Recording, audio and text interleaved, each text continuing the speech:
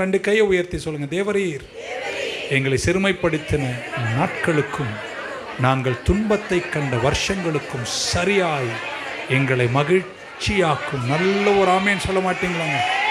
எதுவுமே நம்புறீங்களோ எனக்கு தெரியாது. கர்த்தர் அதை செஞ்சு முடிக்க போறார். தயவும் காருண்யம் கர்த்தர் உங்களுக்கு தரப்போகிறார். உங்களை கர்த்தர் கைவிடவே மாட்டார்.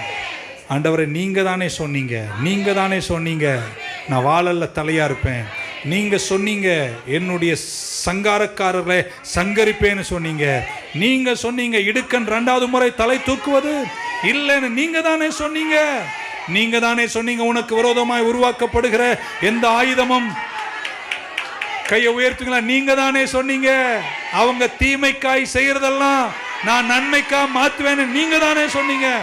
அன்றியுமோடி தீர்மானத்தின்படி அழைக்கப்பட்டு தம்மேல் அன்பு கூறுகிறவனுக்கு சகலமும் நீங்க தானே சொன்னீங்க.